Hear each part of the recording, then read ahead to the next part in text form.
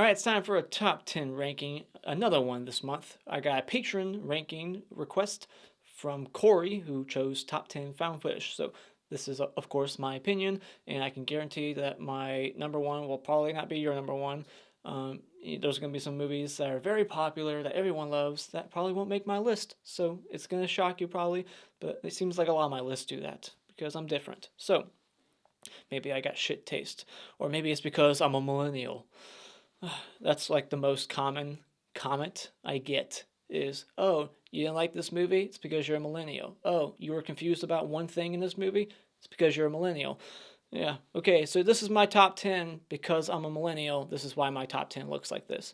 So, yeah, I'll just say it before you say it. I'm a millennial, and that's why some movies aren't going to make my list. Whatever. Fuck you. So, this is based off of memory. I haven't seen these movies in a while. It's been over a year for a lot of these, and some kind of more recent. But, I'm not going to say too much about all these movies. I'm just going to quickly say the things I do remember that I like the most about them and kind of give you, as quickly as I can, a little plot synopsis about each of them. So, 10, and then maybe I'll throw out some few honorable mentions. So, yeah, and I basically threw these in order from, how many stars I rated them. I do Letterbox, so of course my number one is a 5-star rating, and all these really, except for number one, are like 4.5 stars. So I really like these movies. None of them are mediocre or anything. There's a lot of good found footage movies out there. So these are all solid in my opinion, and let's start at number 10 with M. Night Shyamalan's The Visit. This is about two kids that go to visit their grandparents for the first time. They've never seen them ever. So when they get there, their grandparents are acting very weird, and it just goes off the rails. And there's some really creepy moments with the grandma. They're walking around butt naked at times. It's just really disturbing in moments. And like that sequence underneath the house was pretty jarring and creepy as well. I love all the characters and just the actors who portray them. The main two kids actually would go on to be in Better Watch Out from 2017, a movie that I really like. So, number 10, M. Night Shyamalan. It has a twist, of course, because of the director, but unfortunately for me, my dad and sister went to see it without me, and then they told me what the twist was, and then I finally watched this movie the other year, remembering what they told me. So I knew exactly what was going to happen at the end. So that's a bummer, but it was still a good, effective movie, even knowing the twist. So, number 9, we'll go to The Monster Project. This is about these two guys that are making phony videos on YouTube, like, Bigfoot captured, stuff like that, where they're basically setting things up to look like they actually caught like creatures and ghosts on camera. Based off of my memory, I could be wrong, but I think that's what was happening at the beginning. So they put out an ad saying, "We want real monsters." So they get like this woman who claims to be a vampire, this woman who claims to be possessed by like a ghost, and this guy who claims to be like a werewolf, I think, or something else.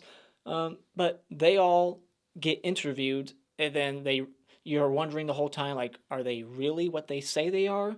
And then of course they really are, and they start like attacking these people, and then there's like a twist at the end. I don't remember exactly what it was, but there was like a twist at the end. But yeah, when it gets going, it just keeps going, and it's just a lot of fun. So Monster Project is my number 9. Number 8, this is like a kind of documentary found footage movie by Adam Green called Digging Up the Marrow. This is Adam Green playing himself.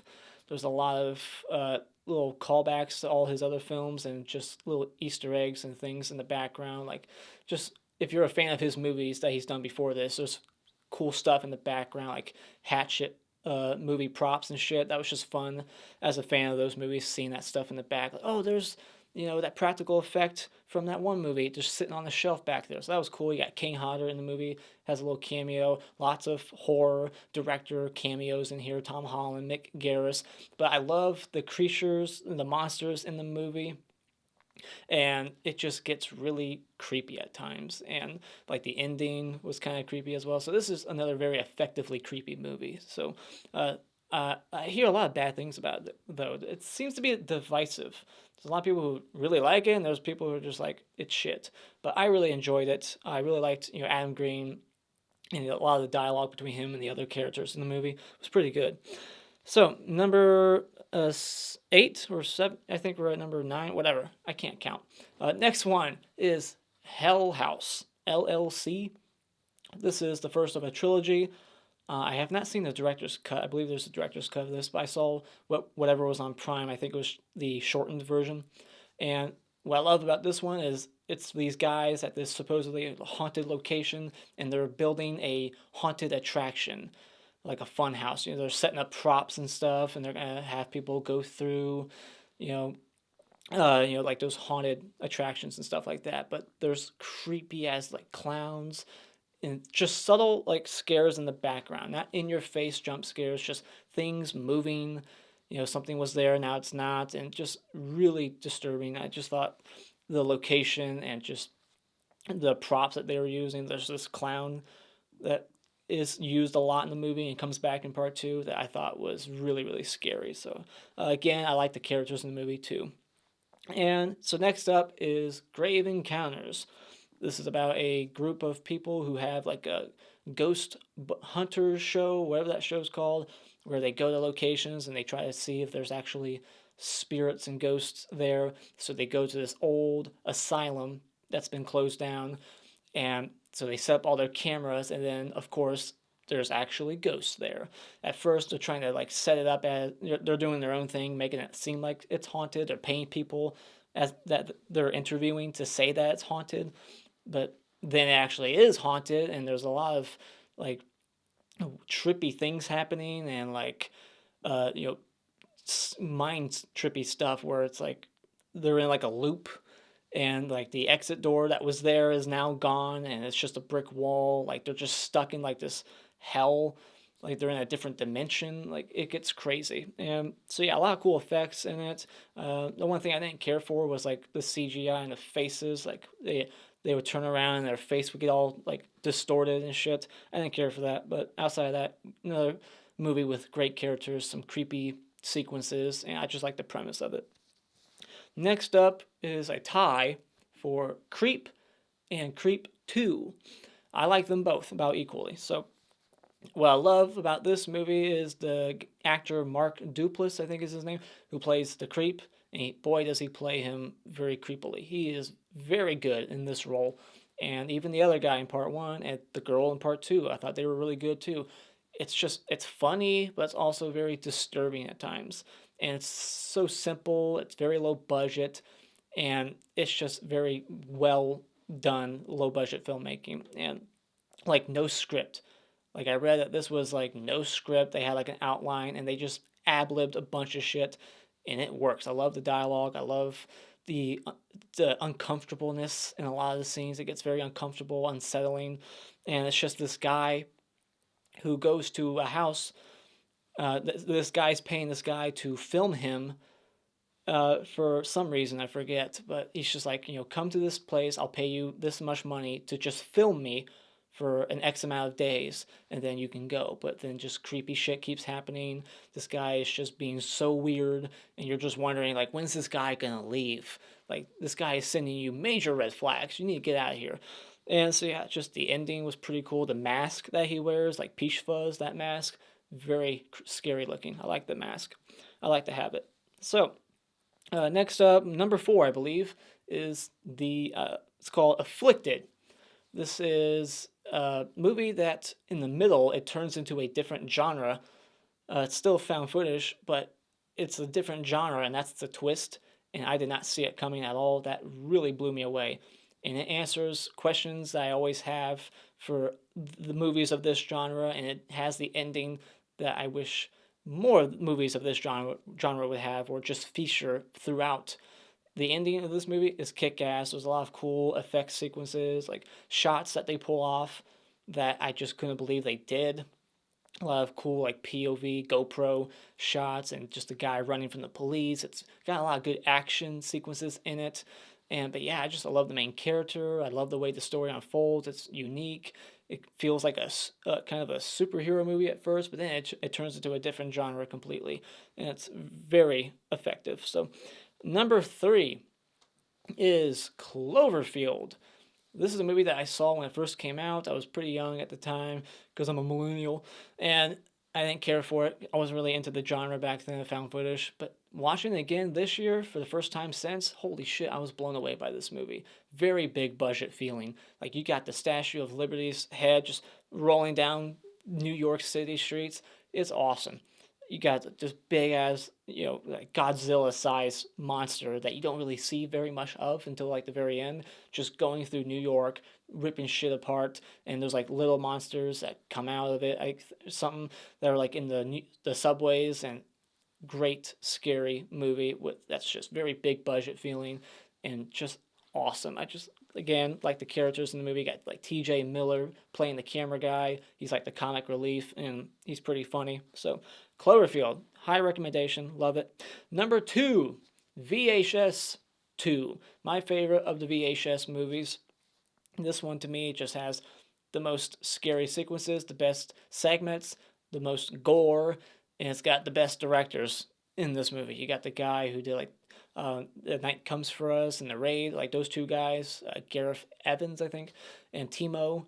They did the cult segment, fantastic segment. This is an anthology in case you didn't know, and the guy who did Hobo with a Shotgun and Revenge, he does the Slumber Party, Alien Invasion segment. Great segments. Just all of them are fantastic. There's not like a dull one in the bunch, not one that doesn't belong. They're in like the perfect order. I love every segment in this movie. So just my favorite, like one of my favorite anthologies. My favorite's Creep Show, but this would be like top 3.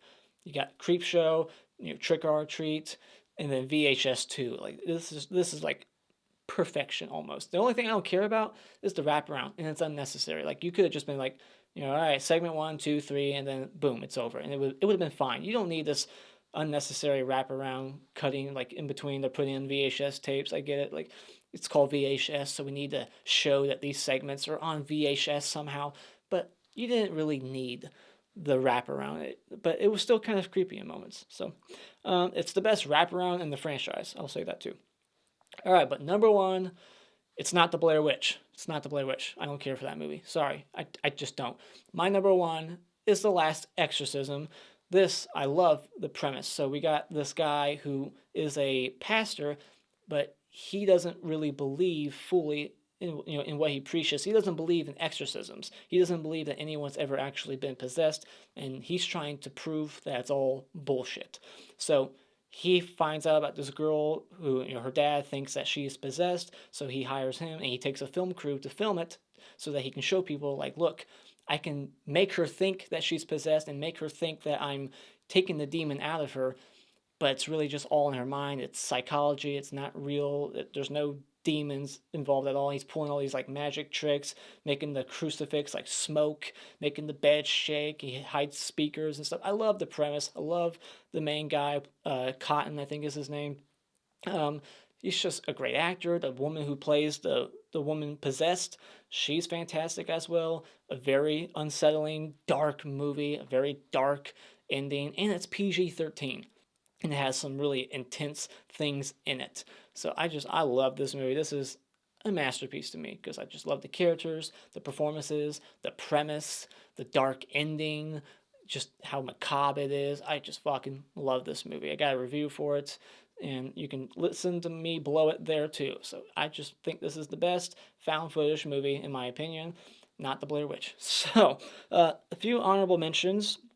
I'm not going to say anything about them, but I'll just shout them out. I've seen over 40 found footage movies that I can remember that I wrote down here. Mom, M-O-M, Mothers of Monsters. I really like that one. The Taking of Deborah Logan was another good one. The House is October Built. I like that one. I haven't seen the second one, but I heard it's shit. The Possession of Michael King. Paranormal Activity 3. That's my favorite of that franchise. Troll Hunter and the Poughkeepsie Tapes. So those would be my honorable mentions. And no, I have not seen Wreck. Haven't. I will soon at some point, but I just haven't seen it yet. I've heard great things about the first one and the second one, but mainly the first one, so I can't wait to see those. And maybe that could make my list, who knows, but I haven't seen Wreck yet. So in case you were wondering, where's Wreck? I haven't seen it. And so yeah, there you go. That is my top 10 favorite found footage slash documentary type movies. Let me know what yours are in the comments below. And as always, if you like what you've seen here, you can hit this like button and become a subscriber today just by clicking on my cartoon face in about 5 seconds. And remember, it's all an opinion. You don't need to get upset about it.